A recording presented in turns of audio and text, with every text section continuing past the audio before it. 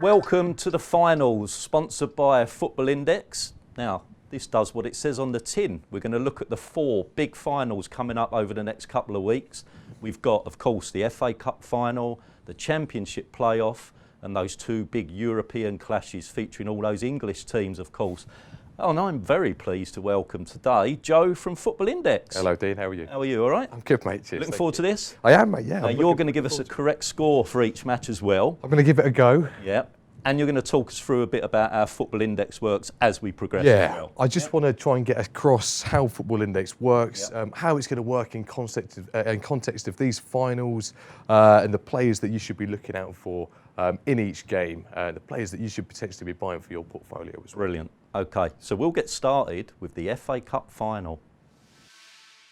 The FA Cup final on Saturday, of course, features the current league champions, Manchester City, and Watford, who finished a respectable 11th in the Premier League. How do you see this one go, Joe? Do you think it's as obvious as the bookmakers say? I think it probably is, Dean, I'll be honest with you. At Football Index, we like to focus on Man City players. Obviously, they always do incredibly well on the pitch. I want to talk a little bit about how our dividend structure works. Yeah. So match day dividends are dividends that we pay out on shares in players who, it's an Opta ranking, and how well they do on the pitch, that's the passes that they make, shots on goal and things like that, affects that. And there's a rankings table. Whoever comes top of that table for forwards, midfielders and defenders, we pay out on those. Man City obviously have always got such strength going forwards and at the back that they consistently win match day dividends. Player that I want to really look at for Man City, Bernardo Silva. So he's one of my favourite players. Fantastic season. Absolutely fantastic, yeah. And consistently up there for our match day dividends. It's not just his shots on goal and his assists, but it's the amount that he passes the ball, his work rate on the field.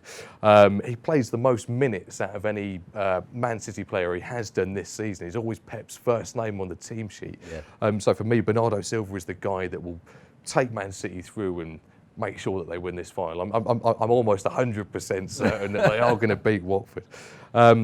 That being said, someone like De La Feu for Watford, obviously had the heroics in the semi-final. I was going to touch on that. I mean, that's probably the best substitute performance I've ever seen. Fantastic. I could think of a couple that might dispute that, but no, fair enough, it's up there. Obviously, he had his fantastic goal as well that he scored. De La Feu is worth 68 pence per share. On the index, so he's sort of a perfect player to maybe just grab and get some in-play dividends, or maybe even media dividends. He's always on the lookout for a move.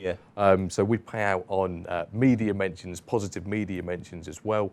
De La Feu could be one of those men that you might pick up to look at a future transfer or something like that. So for someone who's just getting into this like myself, De La Feu, you could purchase him before this match. He might have a sensational match, and you know you might already think, oh, you know, I'm enough in profit now to cash out. But if he doesn't, and it's just an average performance, you could hold on to him through the summer. And if there's speculation that he goes somewhere else, that increases his chances of going up. Would it? Is that how it works? Sure. Essentially, yes.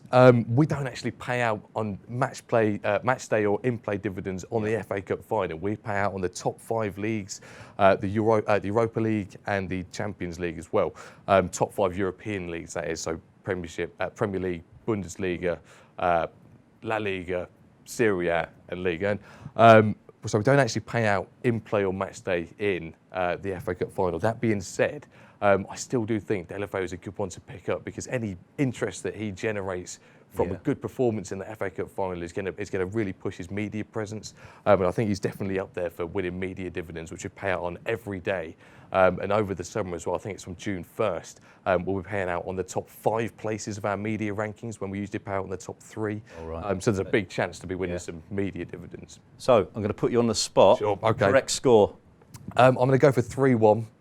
Man City. You've not been looking at my notes, have you? I haven't, no. Is that what you're going to say as well? We've got 3-1 written down here as well. So you're 3-1, 3 super tips. We've looked at the last 8 Premier League games between these two. City have won all 8. Right. They've scored 25 goals. Watford have scored 4. Right. So that you really got that points towards City. That amazing run at the end of the season, 14 successive wins.